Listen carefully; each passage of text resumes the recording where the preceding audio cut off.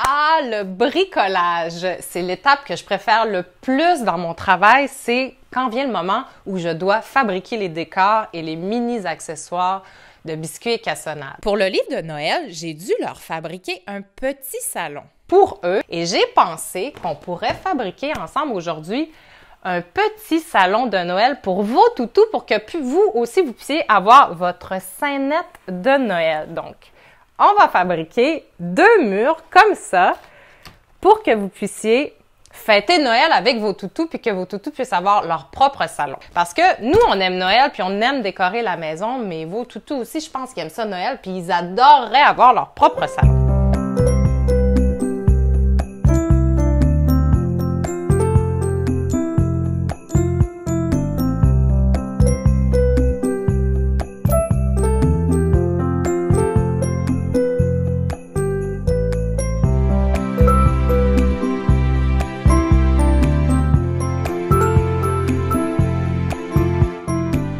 Alors, pour le matériel, c'est très simple. On a besoin de grands cartons. Donc, 2 grands cartons, un pour chaque mur. On a besoin d'un grand carton vert pour faire le sapin, puis un carton d'une autre couleur pour faire les fenêtres. Moi, j'ai choisi bleu. On commence avec la fabrication des murs. Pour faire tenir notre mur debout, on va se tracer une ligne à environ 10 cm du bord pour pouvoir la replier, pour pouvoir se faire un appui pour notre mur. Donc, environ, bon, allez, 12 cm. Comme ça. On va se tracer notre ligne, d'abord avec un feutre, puis après, on va la tracer avec un crayon, avec une pointe à bille. On va y aller très fort pour comme déjà se faire notre pli, que ce soit plus facile à plier après. Fait qu'on fait ça avec nos 2 cartons.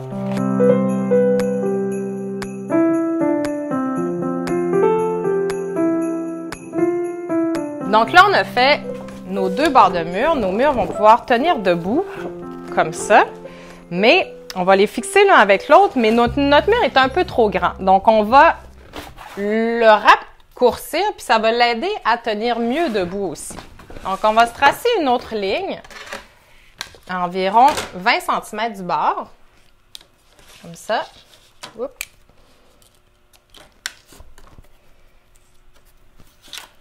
On va faire la même chose avec nos 2 marqueurs pour que ce soit plus facile à replier après.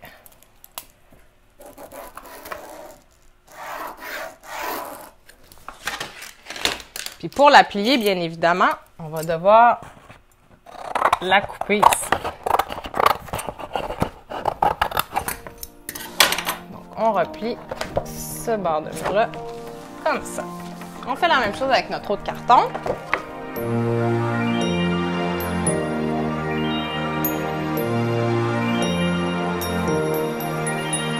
Donc, une fois qu'on a bien tracé nos lignes, puis on a coupé notre bord du mur d'extra, on va plier notre carton, nos 2 cartons l'un sur l'autre, pour venir fixer nos murs ensemble pour faire un beau coin de mur qui se tient.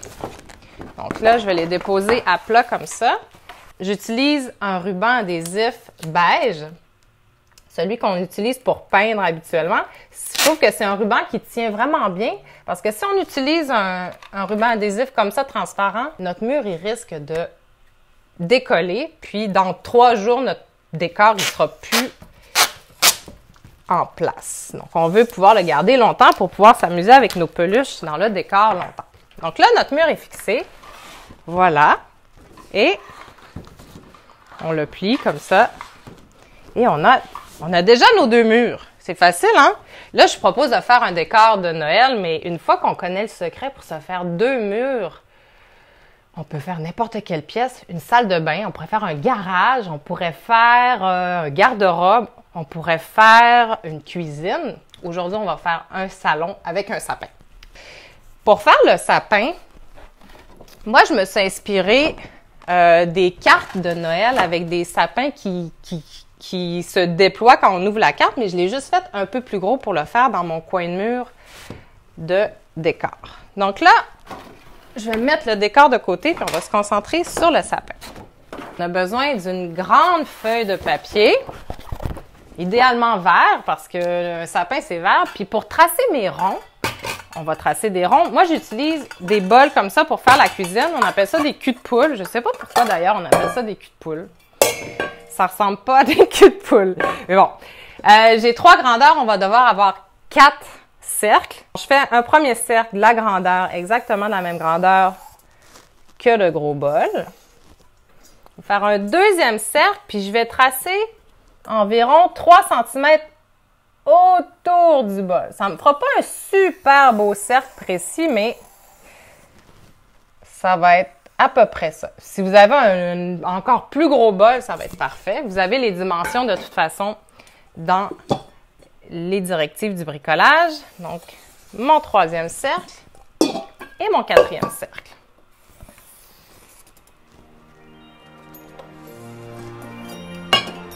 Et je découpe mes cercles.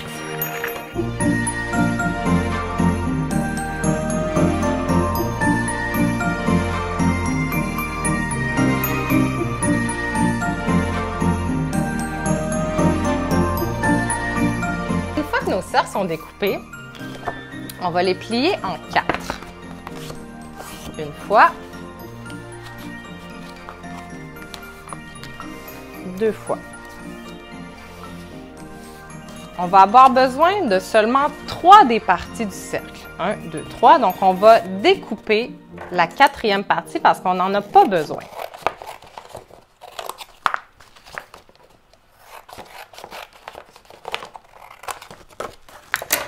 Comme ça.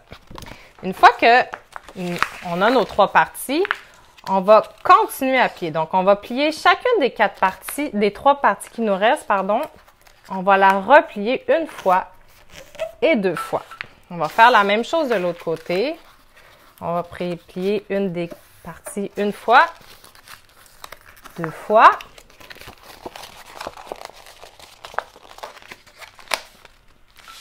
Et la 3e, une fois. Et 2 fois. Ça nous donne un triangle comme ça.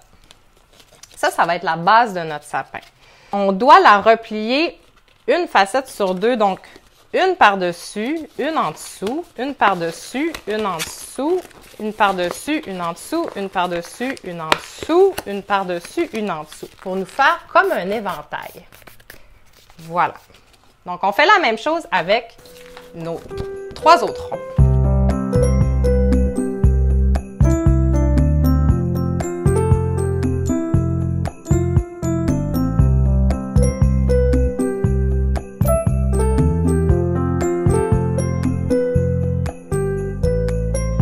On a maintenant nos 4 éventails de près. On va devoir les fixer sur notre mur. C'est l'étape la plus difficile. Il va falloir que les 2 dernières parties puissent se mettre à plat comme ça. Donc, lui, il va comme ça. Les 2 dernières parties à plat comme ça, à plat et comme ça. On sort notre mur. Donc, je mets le bas du mur face à moi. Donc, la partie où j'ai plié, je la mets face à moi pour pouvoir bien bâtir puis bien monter mon sapin. Donc, la plus grande partie, on la met d'abord. On prend nos parties des extrémités qui sont à plat. On va venir mettre un collant qu'on va retourner pour qu'il puisse coller des 2 côtés. On en met un en bas de chaque côté et un en haut de chaque côté.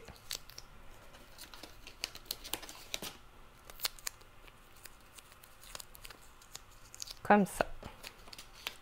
Donc, pour savoir comment on vient le fixer, on va se prendre un bout de feuille. Il faut avoir un angle qui est droit comme ça.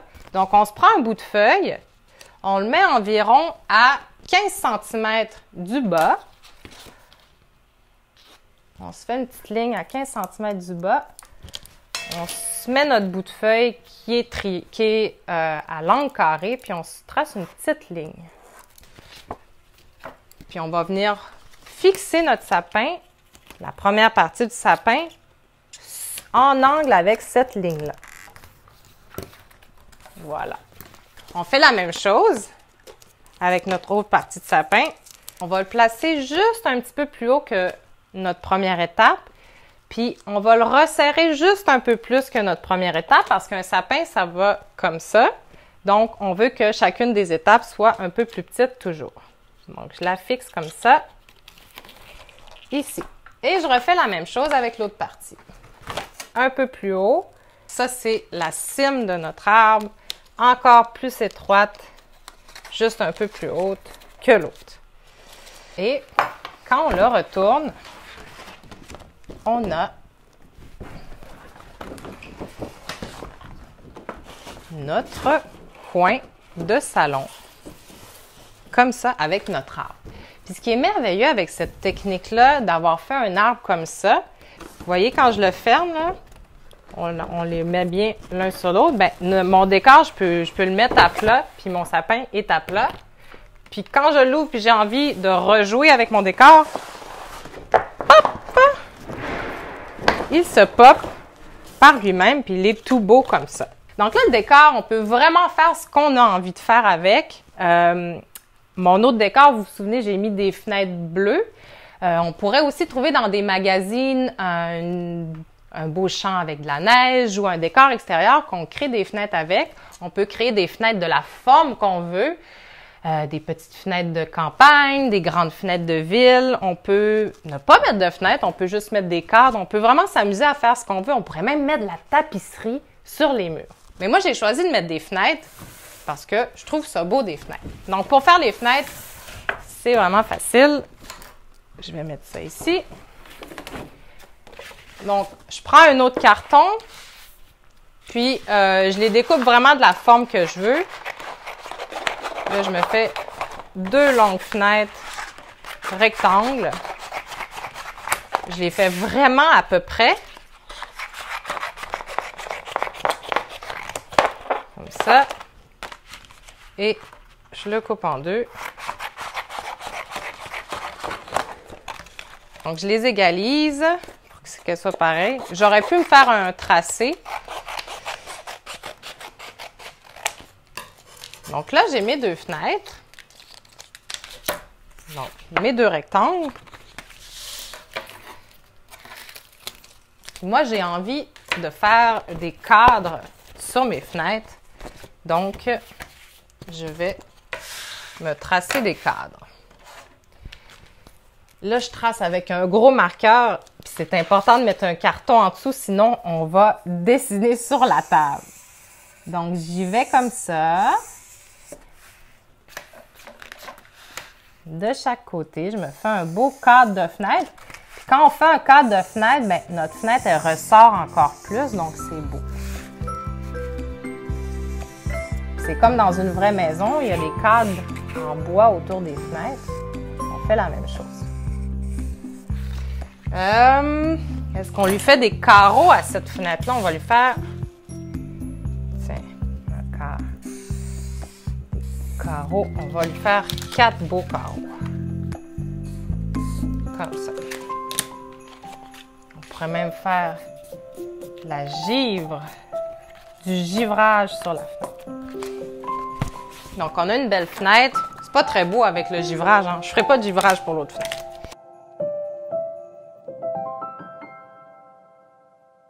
Je vais mettre du ruban adhésif derrière. Encore la même technique, on roule notre ruban adhésif pour qu'il soit adhésif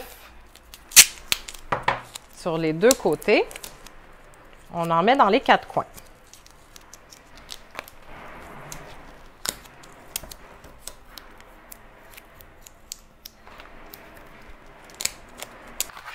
On a nos 2 fenêtres. Je vais ressortir mon décor. Je vais les installer à environ en distance égale de mon sapin et du reste de mon mur. Comme ça.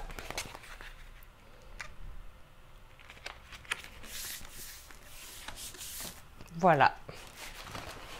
Donc là, on a nos 2 belles fenêtres de décor.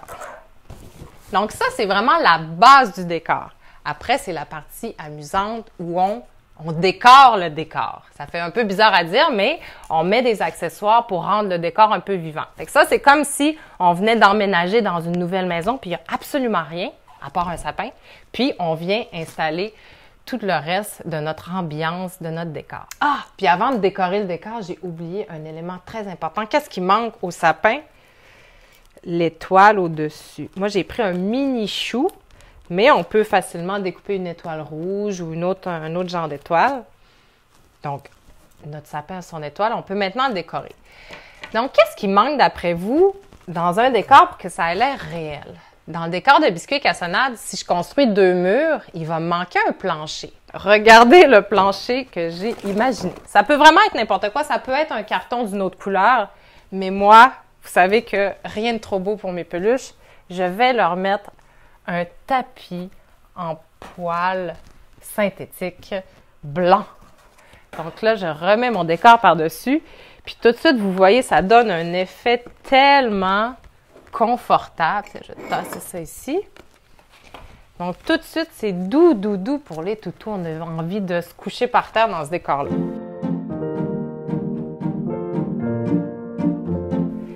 J'ai préparé une boîte avec plein de petits objets que je pense qui pourraient faire beau dans mon décor. Donc, j'ai des petits coussins. Vous, si vous n'avez peut-être pas de petits coussins à la maison, mais ça peut être des petites couvertures, des débarbouillettes. Donc, juste pour être à la taille de notre toutou. Que je vais rajouter peut-être des étoiles. Ça va être comme mes cadeaux de Noël. Ça va être des étoiles de Noël. Ah, tiens, j'ai un petit cadeau ici. Si on veut faire des petits cadeaux, on prend une boîte. Ça peut être une boîte de savon, une petite boîte, puis on l'emballe. Ça nous fait des petits cadeaux de toutou, de peluche. J'ai même trouvé des petites couronnes de Noël que je pourrais même venir fixer aux fenêtres. Tiens, on va faire ça. Ah, j'ai des petits Legos ici. Parce que dans le temps des fêtes, on peut peut-être s'amuser à créer des structures de Lego dans le salon. Donc, nos toutous, peut-être qu'ils vont pouvoir s'imaginer un château. Je pense qu'on a un petit décor qui est assez confortable. Puis, on va venir installer notre peluche. Salut! Donc, on va la faire rentrer. Wow! Wow, c'est un beau salon, ça! Oh, wow, il y a des cadeaux! Oh! Donc, on va venir l'installer. Est-ce que tu veux t'installer près des coussins? Oui! Donc, on a notre belle petite peluche dans son décor de Noël. Est-ce que vous pensez que notre peluche aimerait ça avoir des petites choses à manger? J'ai pensé qu'elle aimerait peut-être avoir un plateau avec plein de biscuits de toutes sortes. Maintenant qu'on a mis tout ça en place, on pourrait faire une photo de notre peluche dans son décor. Donc, moi, pour faire mes livres, j'utilise des caméras professionnelles, mais à la maison, pour faire la photo, on peut simplement utiliser un téléphone. Ça fait de très, très belles photos. Donc, je vais venir me placer devant mon décor. Pour avoir une belle photo de peluche, il faut absolument qu'on se place à la hauteur des yeux de notre peluche pour que notre peluche puisse nous regarder droit dans les yeux comme si elle posait pour nous. Donc, c'est très important que notre peluche nous regarde. Je vais tasser des petites choses. Je vais nettoyer pour que ça ait l'air tout propre. Donc, dans mon cadre de caméra, je veux couper avant de voir le haut, puis je veux avoir juste assez de tapis. Donc, hop.